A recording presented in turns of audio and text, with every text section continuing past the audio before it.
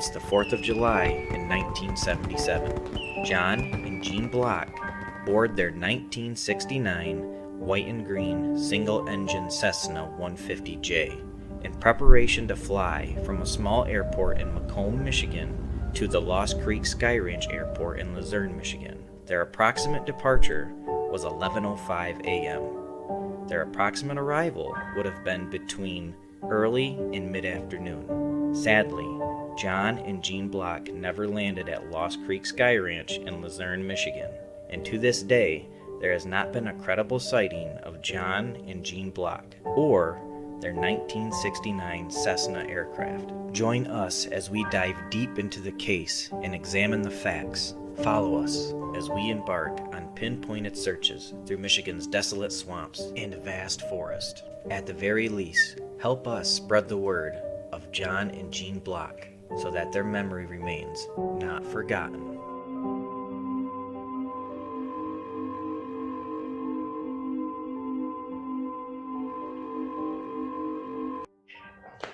Hey guys, welcome to another episode of Not Forgotten. I'm Tyler, that's Jeff, and we are on the John and Jean Block case today. Again, still kind of moving forward with this. This has kind of been our main focus. If you've been following our channel, as you could tell, we're pretty passionate about it. So we've been kind of focusing on this. And today, well, a few things. I think first thing, I think we wanted to let you guys know that if anybody has seen our previous video, we did a search in Curran, Michigan, which is near the airport, kind of near the airport, where they were supposed to be going, John and Jean Block. And we have another search planned in Mayo, Michigan, or in the area of Mayo, Michigan, which is in that area still. So we just wanted to kind of let you guys know that we have another search coming up. So be on the hunt for that video. On this video, however, we are going to kind of talk about the case a little bit, maybe give some updates, because I think we've really only done like one video about the actual case, and it's been us talking to people and searching and things like that. It's just things happen so quick. So Today we kind of just want to have a more relaxed video. We want to show you guys some documents that we've gotten from the Block family, from the Traverse City Sheriff's Department, from just different people helping us with the case. If you guys have been watching the channel, you know that you kind of become a group effort. It's not just us two. There's a lot of people involved now. So we want to go over some of that stuff and just kind of talk about the case and just have one of those videos where we just kind of talk about the information and kind of soak in it a little bit and kind of get ready for our search that we're going to be doing here in a few days. So again, I'm Tyler. That's Jeff. Anything, Jeff, before we get digging into this stuff? Or let's hit it. All right. I'm going to share my screen here. And we will pull up our shared folder we have with the group where we have a lot of our information. I think you want to start with some of the information we got from the Traverse City Police Department from our FOIA request? Let's look over that stuff real quick. All right. So let's dig into that. Do you want to take control of my computer and you can kind of scroll through some of this? Yeah, give me 1 second here. Basically, what we got here? That's just when we paid for the information. This is pretty much just a document showing the occupants, where they left from, some numbers and stuff, which you don't want to see that. Now this is witnesses. And I don't even know if it's any particular order. It's just hit that blue open sign on the top left corner. It'll make it a lot bigger, and then you can just scroll through it. If you hit that, then it'll be a lot bigger. Then it's the same exact thing, but we can scroll through it and then be able to see it better. Okay.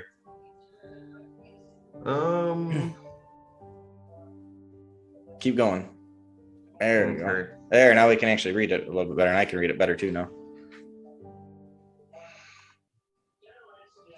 So what is this? There's those witnesses right there. Yeah, I'm trying to figure out if I can make the screen a little bit bigger for me. Oh, like where you're viewing it? Yeah, view option. Let's do. Oh, it kind of is full screen. Okay. You can go back to you can go back to the one if you need to, but actually, here, I'll grab the mouse for 1 second. This might help. If I hit this exit here, does that help you a little tiny bit? A little bit, yeah. All right, there you go. So these are witnesses for the missing persons who have flown to his residence previously. air safety investigator. Yeah, I think this is a combination of witnesses and just people who are even relatively involved in the case at all. Yep. I don't know if when we were looking through this, if we've discovered anything really important in these much. Yeah, not really. Well, that one right there is kind of interesting. I think we were talking about that at one point on 7/13/77, which would have been nine days after they went missing. Reported to Grand Traverse Sheriff hearing an ELT signal 10 miles south of Charlevoix. Which is weird. An ELT signal is, from my understanding, it's a distress signal that an aircraft will make in the event that there's an accident. It just does it automatically. Kind of like if a car gets in an accident, it might automatically dial OnStar. This is similar to an airplane, except it sends a signal out that other people can see. Ships have a similar thing as well.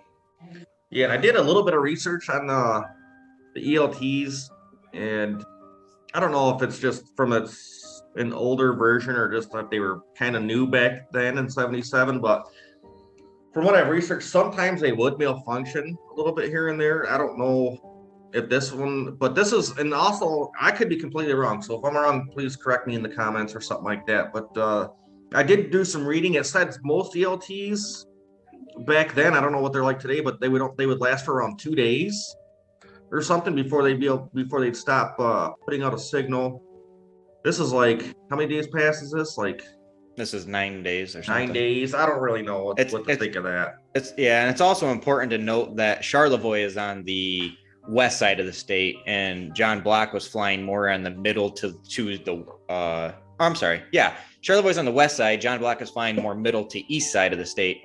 And keep in mind that there was other airplanes that were out at this time, and actually there was a couple other airplanes that crashed. So just because an ELT signal came from an airplane doesn't necessarily mean it was his airplane. He wasn't the only plane flying, and not the only plane that went down that day, because there's some other little planes that did as well. Right. So, seen an airplane crash in Horton Bay area. Sorry. But see, there's a lot of people saying that they've seen airplane crashes, and it's not just, normally this would be like, oh, okay, well, Horton Bay area, that's going to be it.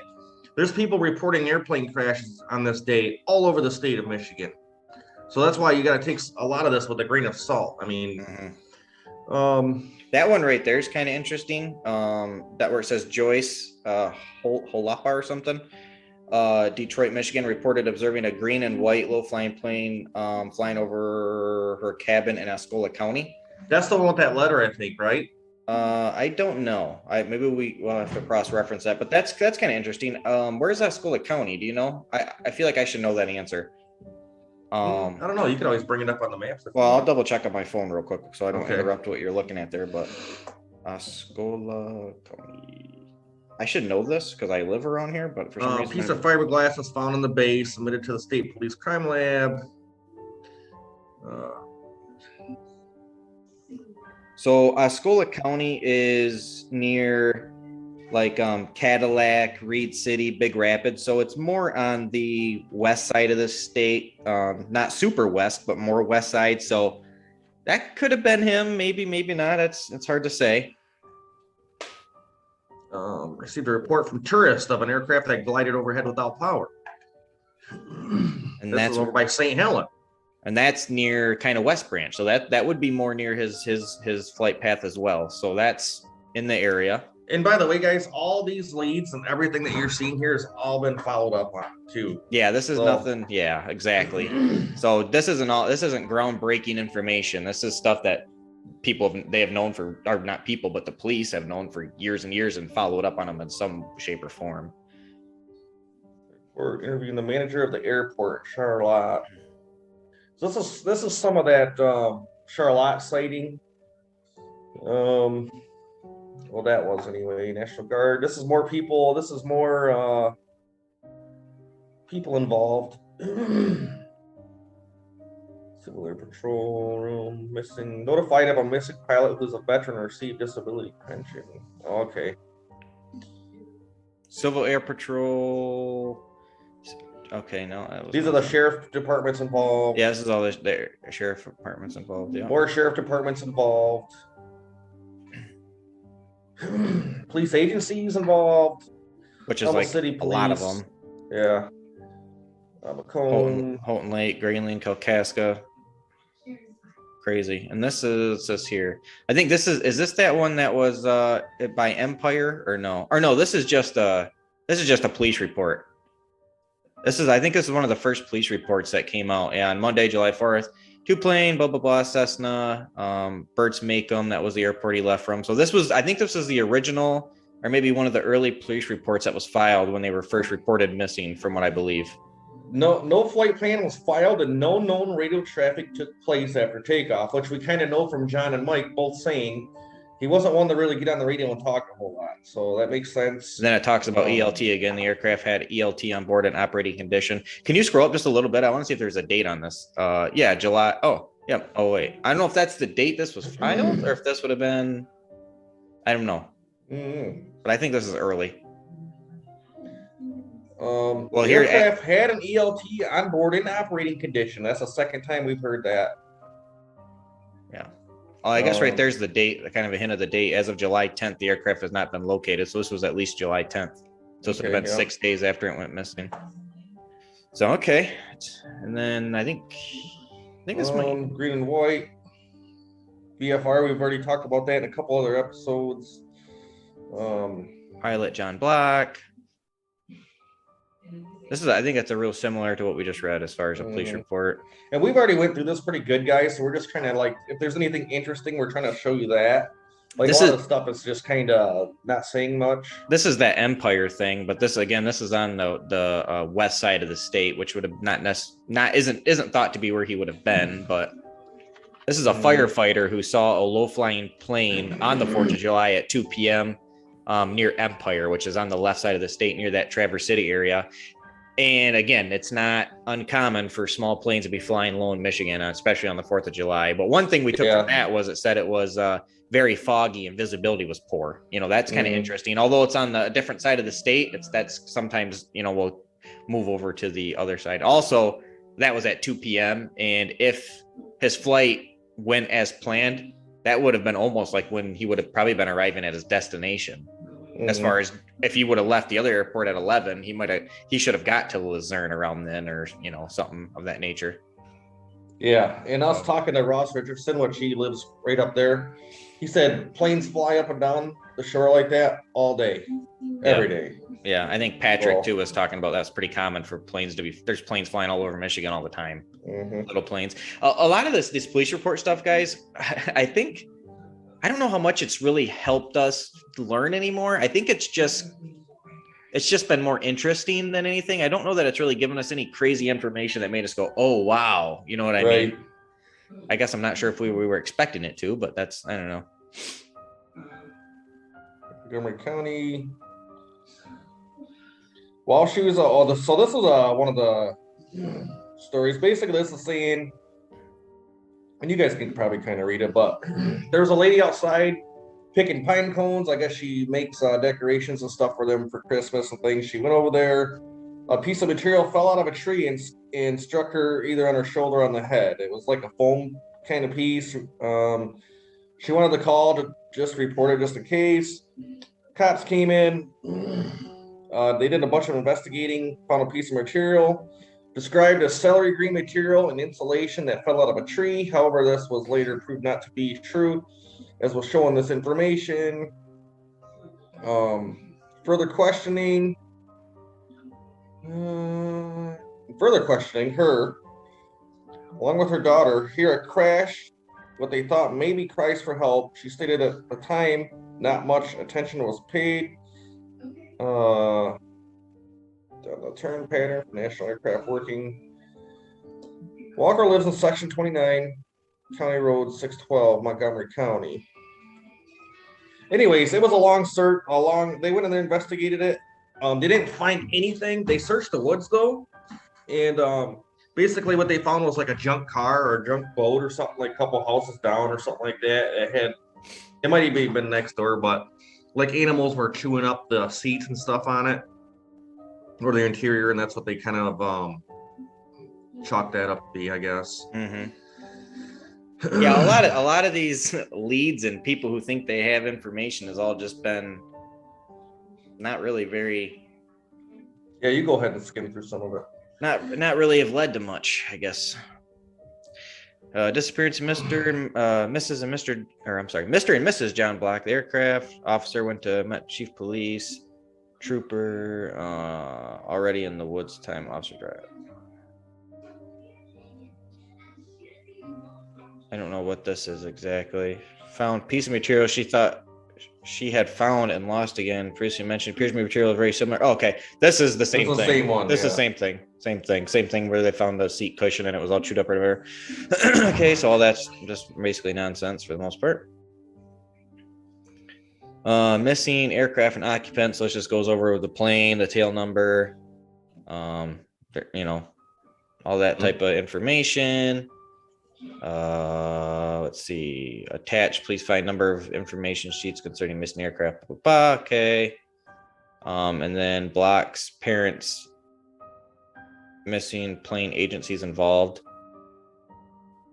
Oh, I think also it's kind of interesting to point out that I think John Block worked for this police agency at the time. I think he worked for Traverse City, which is where we got this information from. Yeah. So I think there's not a whole lot else here, if I remember correctly, on this one. We got some more stuff to look at though. John Len Prentice, whoever that is, was contacted this date and will advise of the information given in the news release to all parties owning and operating CB radios in the area. Okay. I haven't closed dental records. Okay. Yeah. Missing person stuff. Yeah, I think that's about it on this. Yeah, stuff. I don't think there's anything else. This is all just normal, just, you know, stuff about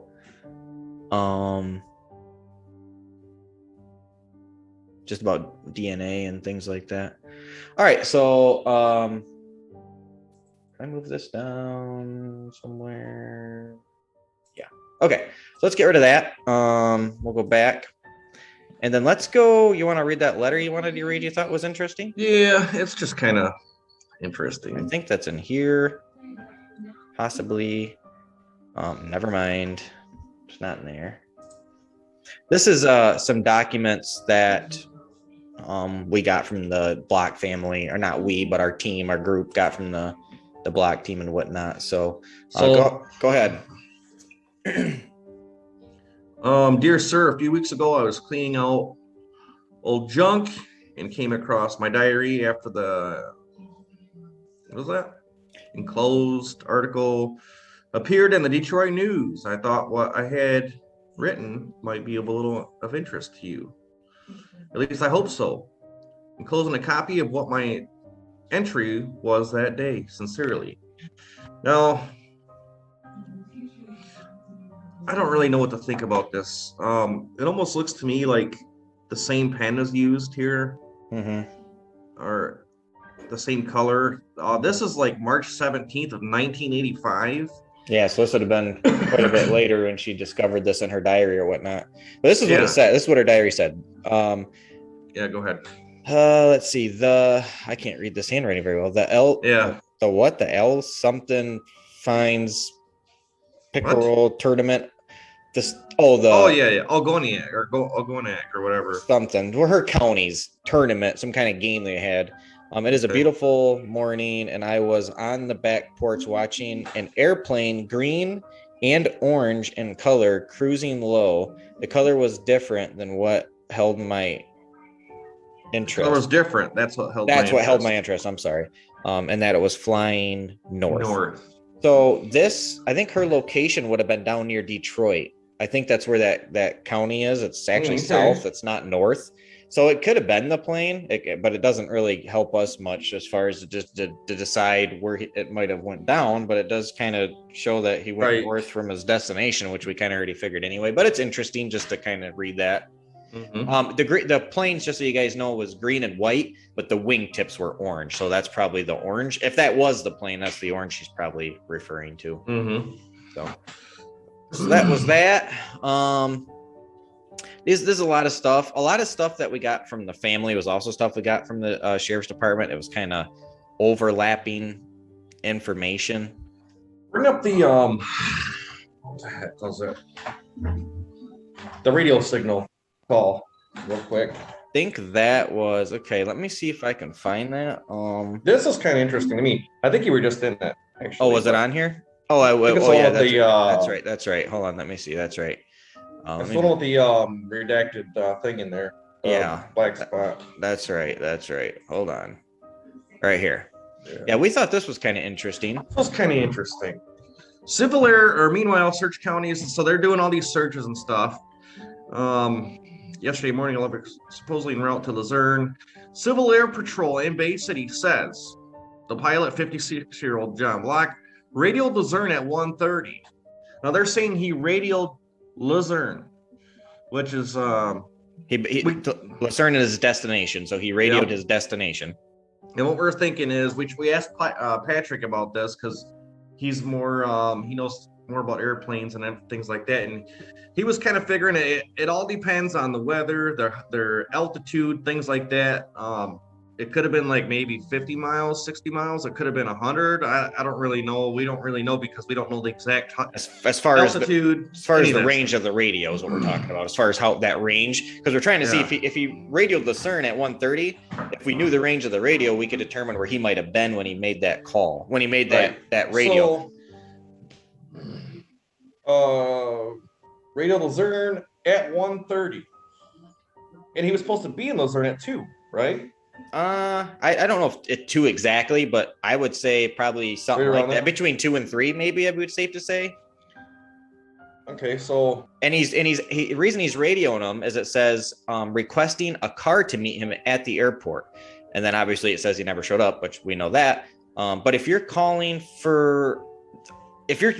somewhere to say I need a vehicle because I'm going to be there. The pilots that we have on our team, Patrick and Landon, said they typically wouldn't make a call like that unless they knew they were relatively close, like 30 miles, within like a half hour of landing, if not 15 minutes. So we kind of are under the impression just off of general knowledge in this call that maybe he was.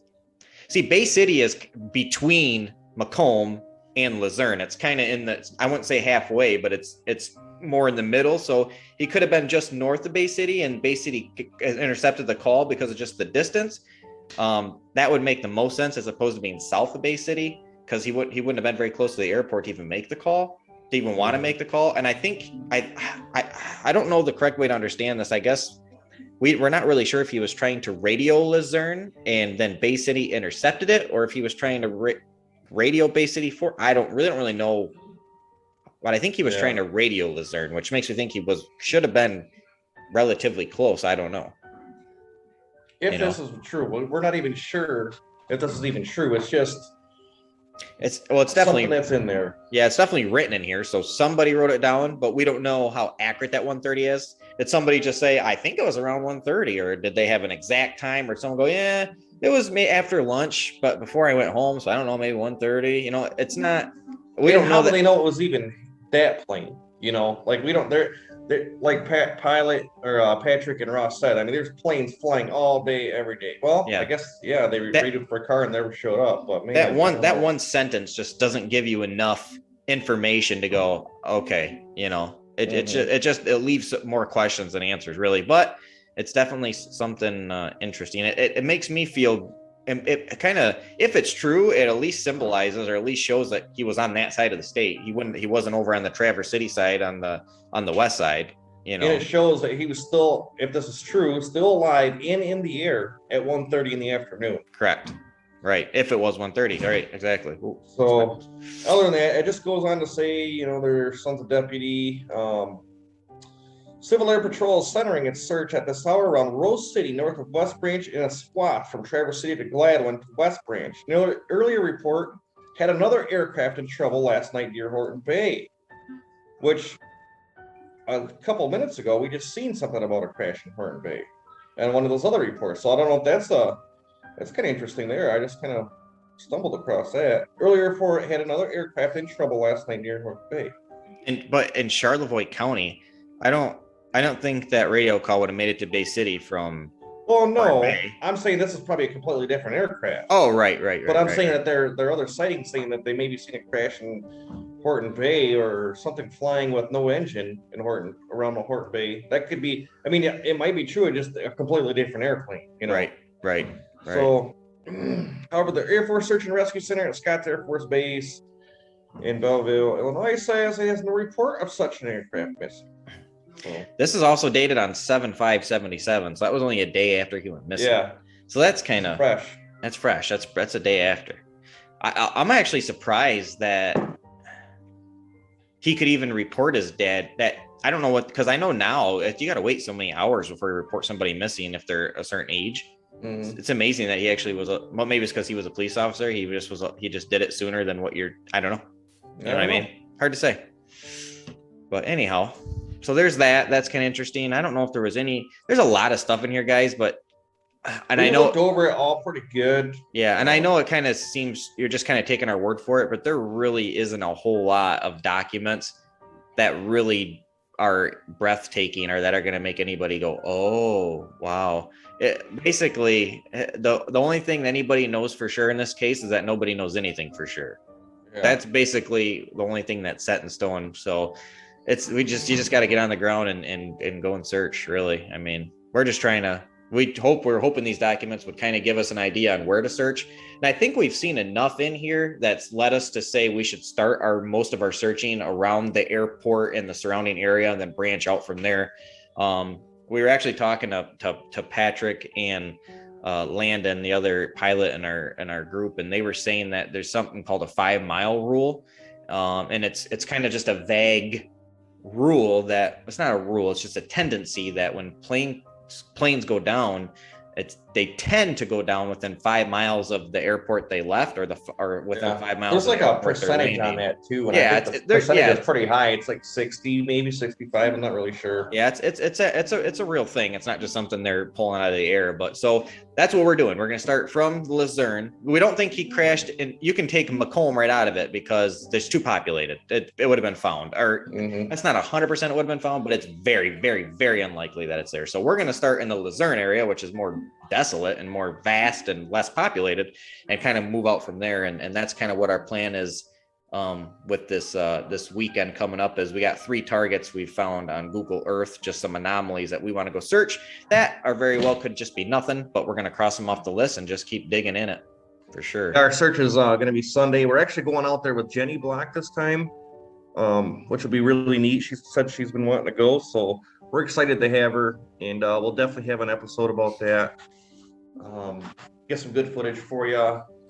What else do we have, Tyrone? I'm trying to catch him up on everything here, I guess. Yeah, I think some other things we've done. So if anybody's seen any of our videos, we've talked to Michael Block, who was one of John Block's children. Then we also talked to John Block Jr., who was obviously one of John Block's children.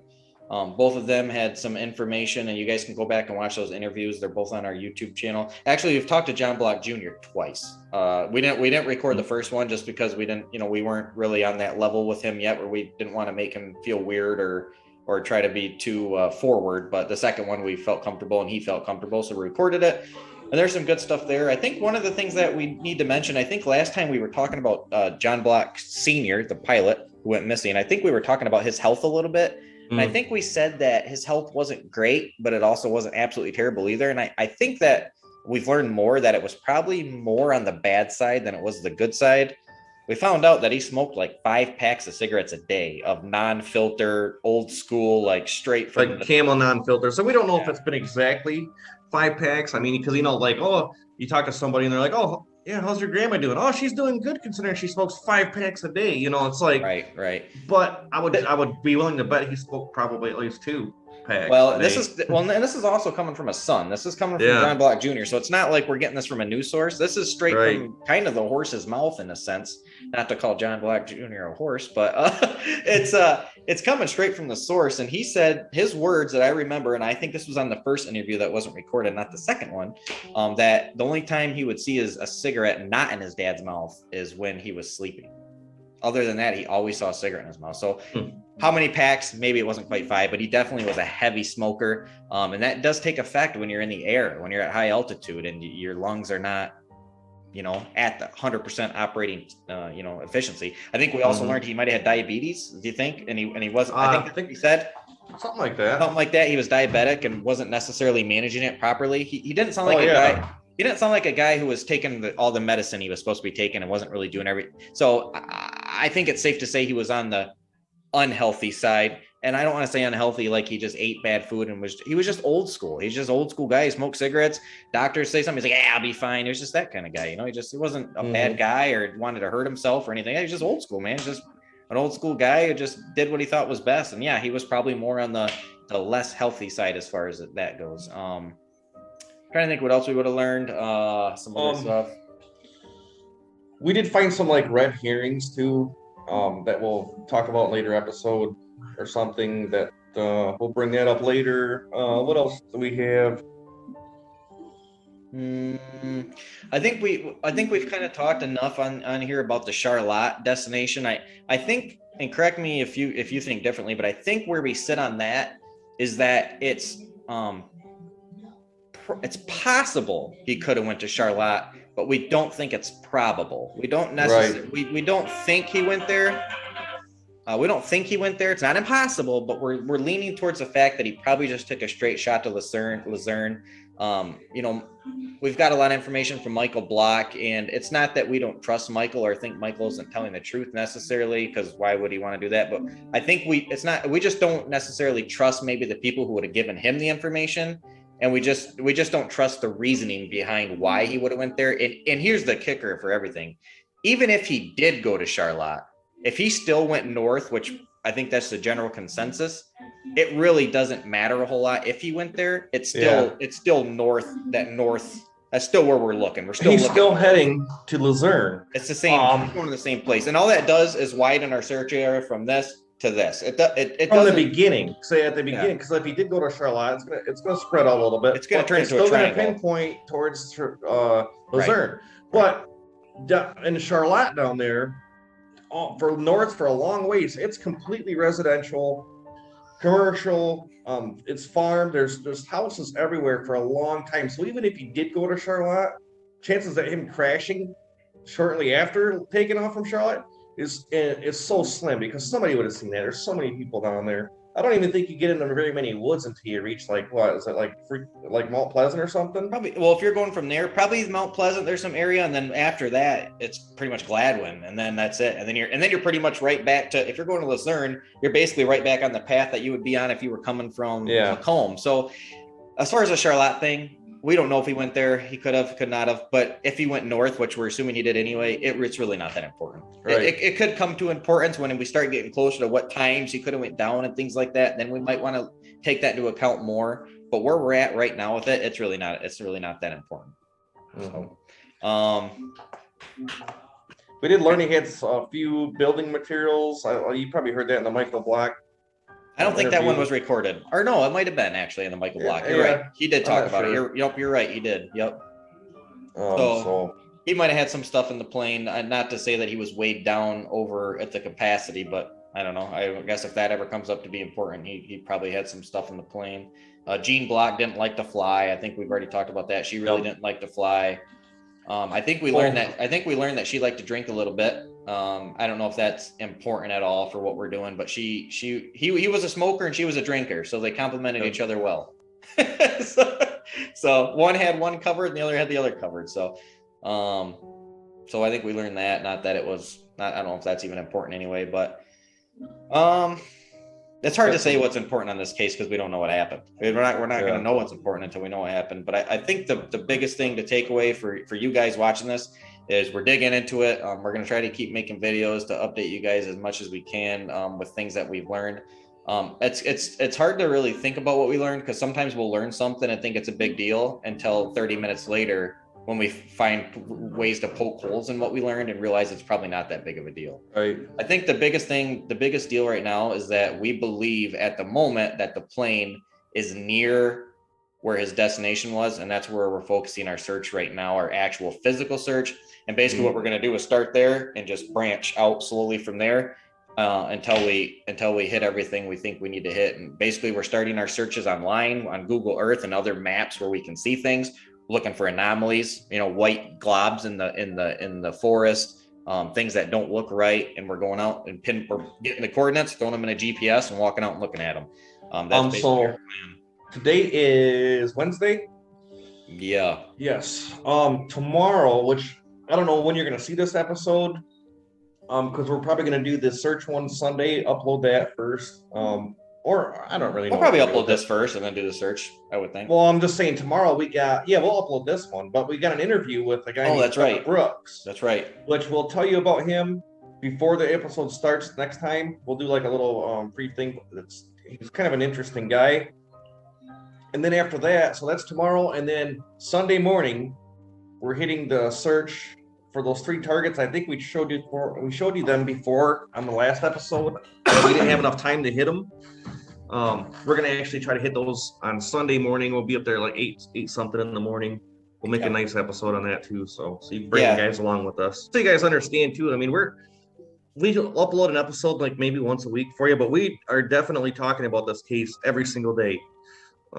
We're doing meetings. We do meetings with Patrick and them guys. Probably, what do you think? About 3 times a week? Actual Zoom meetings, probably. Yeah, just little Zoom meetings. 2 to 3 times a week. Yeah, and then 2 to 3 times weeks. Yeah, we're texting every day. Texting every day about things with the case. So I mean, we're just trying to bring you the most important stuff because we're doing all the stuff where we're doing a lot of the stuff for you. Like you find a lead, you get all excited, you're all fired up for 5-6 hours, and then you find out 7 or 8 hours, or even the next day that whatever you were fired up about wasn't even a big deal, because then you find out from the source that, and so we're just bringing you the best news as it's coming, and we're just filtering out all the other stuff that just is noise, white noise. So yeah, so if you guys are liking our videos, if you guys could subscribe to the channel, that'd be good. Hit the notification bell, then every time we make a video, it'll update you. Check out our Facebook. We post everything on Facebook too. Check out the actual our Facebook for the actual case for the people that were with us on the case. That's called The Search for John and Jean Block, I believe. I'll put it in the description, but check all that stuff, and we're just going to keep rolling through this, and go back, and if you haven't seen our other episodes and you're really confused right now, which if you made it this far into this episode without watching the other ones, you were probably really lost. So go back. If you made it this far, congratulations, but go back and watch the other episodes we did. There's also some other videos on YouTube that aren't by us about the case too, that could give you some insight. There hasn't been a lot of attention on it other than couple local people, and a lot of the people who made those videos are people who are helping us now, like Ross and whatnot. So yeah, anything else, man? Or no. I mean, that's all I got for now. We'll get that interview tomorrow done, and then we'll go on a search Sunday. I'm excited for the search. What about you? Yeah, I'm really excited. Last time we wanted to search 3 targets, and we found out how long I'm not gonna say we found out like it was our first day in the woods, but we remembered how long it took to walk through the woods. So that 3 target ended up being 1 target.